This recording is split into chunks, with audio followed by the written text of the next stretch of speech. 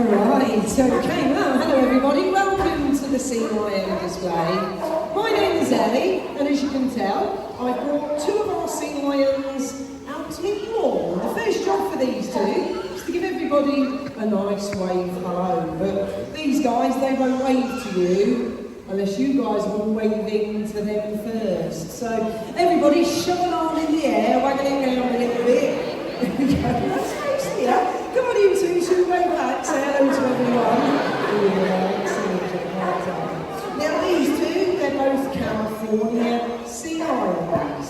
And as that name does suggest, you can of course find the largest population of this particular type of sea lion all along the coast of California.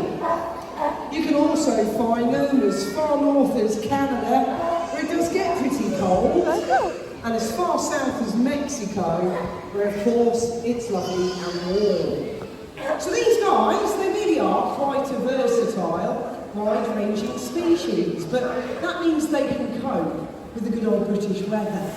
Let me introduce you to them both. I'm going to start with the little fella first. This little guy, he's called Roger.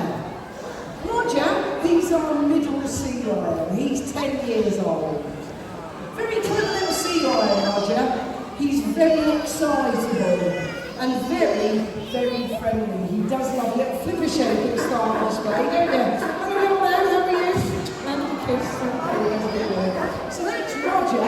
Now, the big noisy one, over in the corner there, he's called Arthur. Arthur is the biggest and the eldest of the three sea lions we look after. Arthur is 19 years old, and he's weighing in at 24 stone. So he's the biggest and the eldest, as I say. He is also the naughtiest. He's the most likely to muck about and cause trouble. Arthur is what you would call a mischief. He's very clever too, though, and don't let his size put you off. He is a big old softy, aren't you? Hello, you. You're going to be a good boy in this display. Okay. I'll believe it when I see it, folks, that's for sure. Now, the first thing that we're going to ask these two to show you is an ability that sea lions are famous for. And that's their ability to balance things on their noses. We're going to get started with Roger and this giant blue fish. Now, lots of people know sea lions can balance, but not everybody knows how they do it. The secret to it is the lovely whiskers you can see on Roger and Arthur's faces. A sea lion's whiskers, they're really, really sensitive. And if you look at Roger, you can see his whiskers, they're pointing upwards, and he moves them around from time to time. And that's because he's feeling which way the fish is moving. Roger has to listen to his whiskers because they're telling him which way to move his head to stop the fish from falling off. The whiskers, they're not strong enough to hold it in place. This is about skill and concentration. Now, those whiskers, they have got a much more important use. Of course, they're not there to help Roger balance the fish. But it is connected, because sea lions use those whiskers to find their food. And sea lions eat fish and squid for a living. When fish and squid swim, they create vibrations in the water that the sea lions can feel with their whiskers. So again, if they listen to the information they're getting, they can pinpoint exactly where the fish and squid are hiding. Their whiskers are so sensitive, they already know what type of fish and how big it is without ever seeing it first. Oh, that's how look at that. Yeah, excellent start. Very good. So, as I say, these two, they are sea lions. They are not seals. People call them seals all the time, but it's not true, is it, Roger? What do you think when someone calls you a seal, Rog?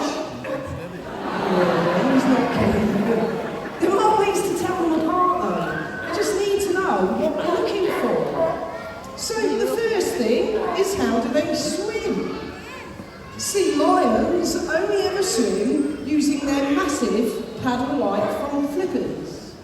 Boys, show everyone your front flippers. Let's see what they actually look like. That's it, you're too hard. There we go. Now, when a sea lion swims, they look a little bit like they're flying because they move these paddles up and down, like a pair of wings, but through the water. This will propel them at a top speed of around 15 to 20 miles an hour. If Arthur and Roger were both seals, however, their front flippers would actually be about the size of my hands.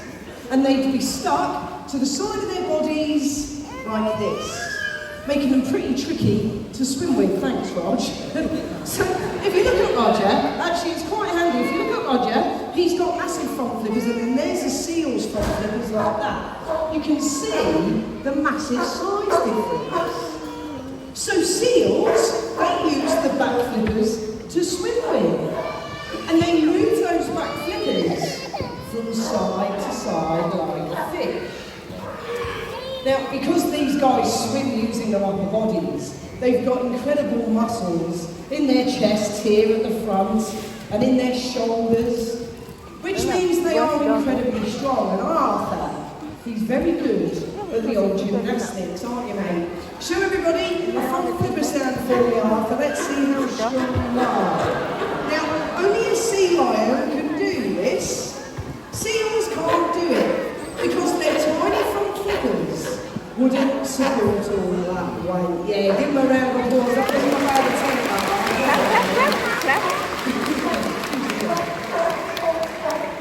There is, however, a much better way to tell a sea lion from a seal. Watch how they move on land. Now for this one, me and Arthur, we're going to go for a little wander around so I can show you what I'm trying to explain. Before we set off though, I need to tell you about their back flippers. Arthur can turn his back flippers to face forwards or backwards, depending on what he's doing. So, when the big fella swim around in the water, his back flippers actually stretch out behind him. And he can use them like a rudder on a boat to help him steer.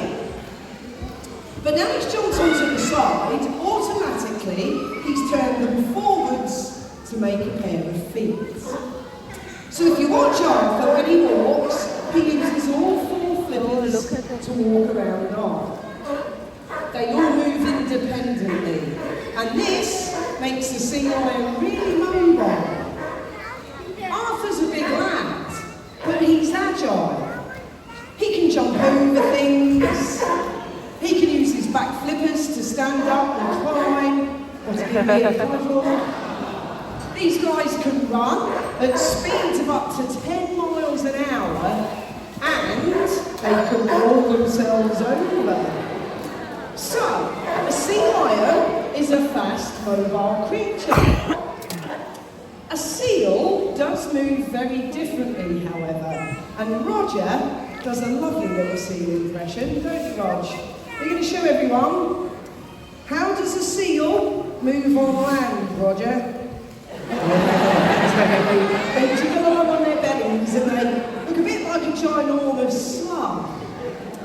But if we go back to the size of a seal's front flippers, they're this small, remember, and they're stuck like that.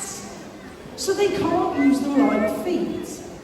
Seals can't walk, they don't climb, and they definitely can't run. I tell you what though, they both did a cracking job. Give them both a big round of applause.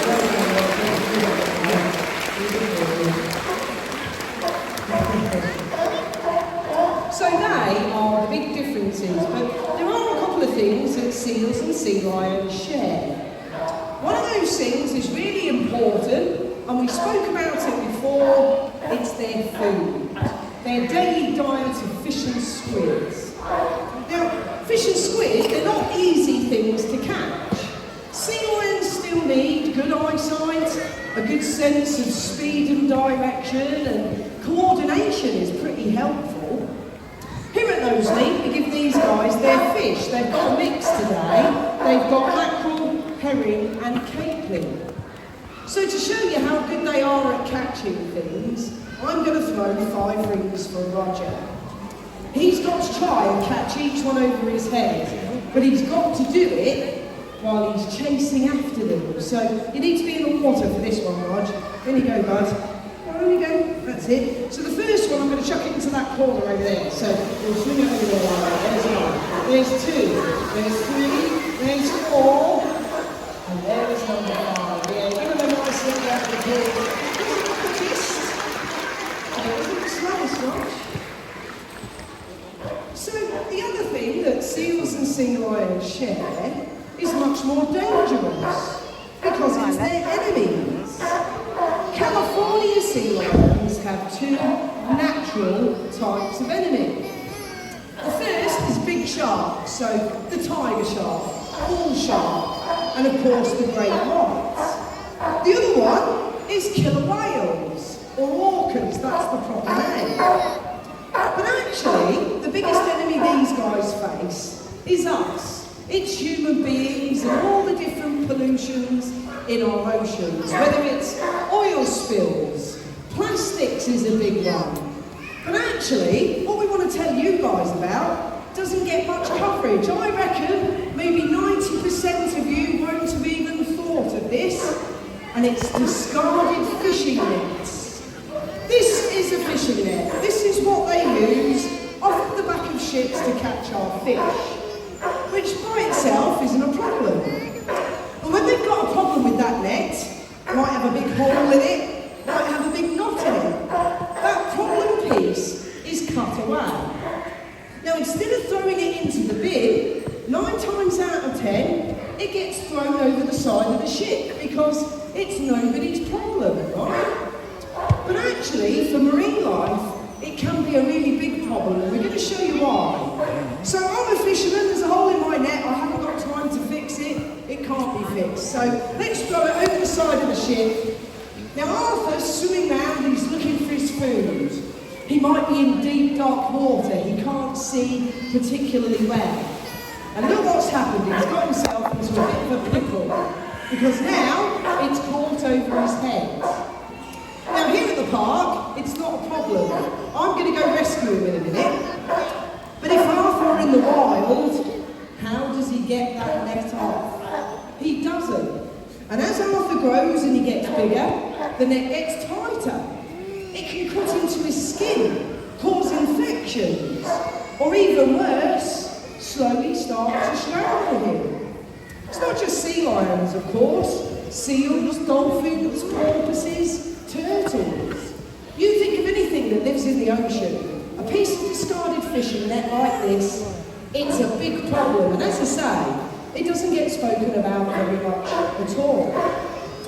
Now, even here at Knowsley, not everybody can find a bin. Some people actively throw things into our outside pool.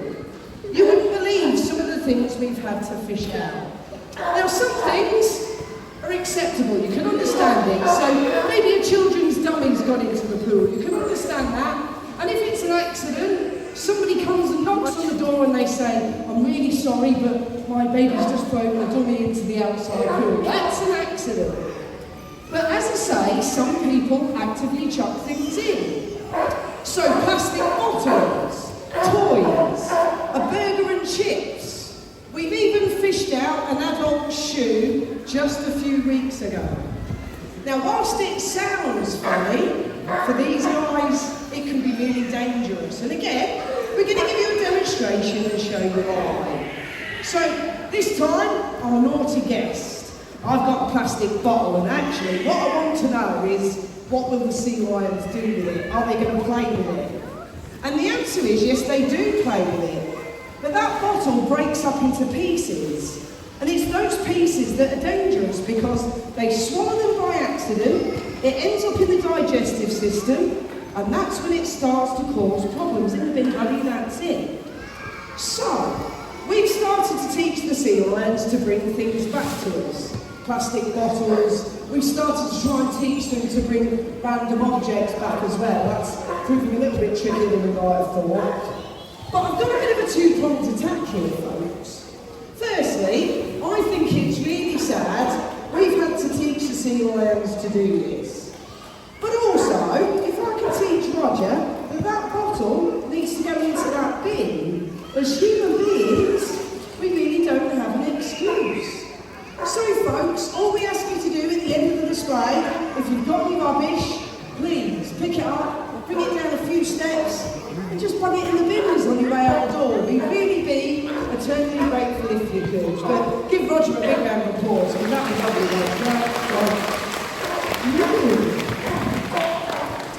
Alright guys, well we are quite close to the end of the display. Now in a minute, we're going to ask these two to finish things off with their highball jokes. But before we do that, we've got to wish someone a happy birthday.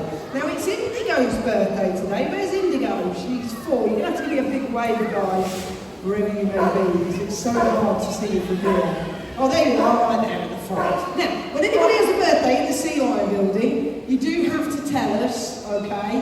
But if there is a birthday and you tell us about it, we get everybody in here, including the Sea Lions, to give them a big round of applause. So Indigo, happy 4th birthday, have the best day, and let's give them a big round of applause.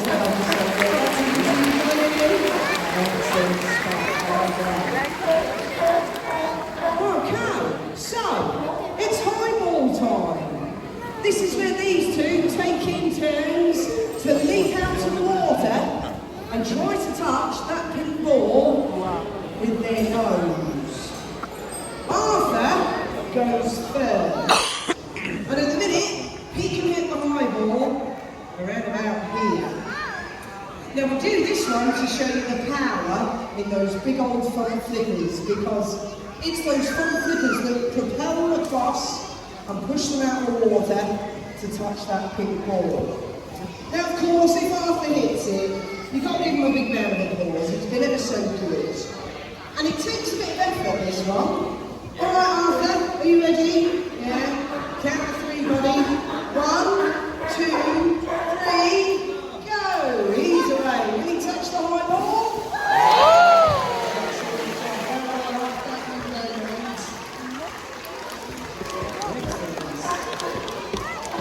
Now, that jump there is too easy for Roger. We are going to make it a lot higher for him and a lot trickier, but I do need the high ball to stop swaying around. But actually, that gives me a quick chance to tell you about our posters. At the end of the display, we'll be selling posters of Arthur, Roger and Louis. We'll be selling them from both sets of exit doors. The posters, the smaller ones, they're priced at £2 each, or you can get all 3 of those for a £5.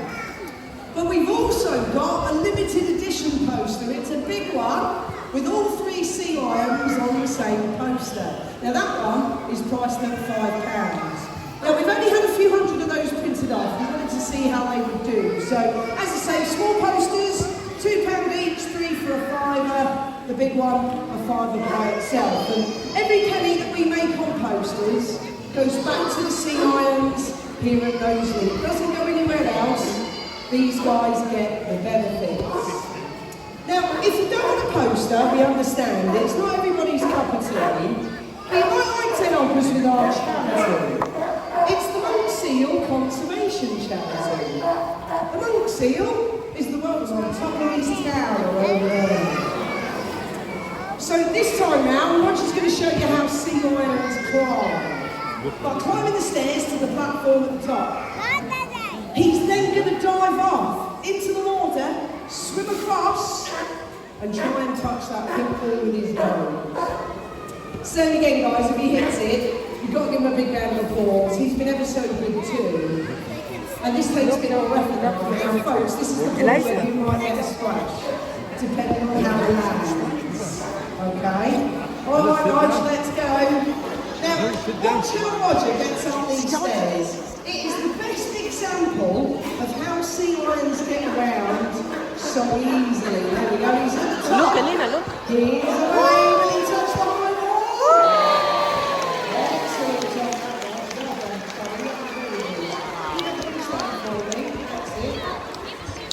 All right, folks, well, we are very nearly there, but please stay in your seats. Won't open the doors till you get the final bits of health and safety. outside. That will take me a minute or two. Once I'm back in, I'm going to go stand at the front over there. And if you've got any questions, please come and ask me. I'll do my very best to answer. Secondly, folks, please remember what I said about using the stairs. Please do not climb over those benches. We don't want any accidents. And also, please don't forget your rubbish. Remember, just bung it in the bin for us on your way out of the door. Finally, thank you for coming. I hope you've enjoyed the display. From Arthur, Roger and me, happy Mother's Day. Have a lovely afternoon. We'll say goodbye for now. Say goodbye to me.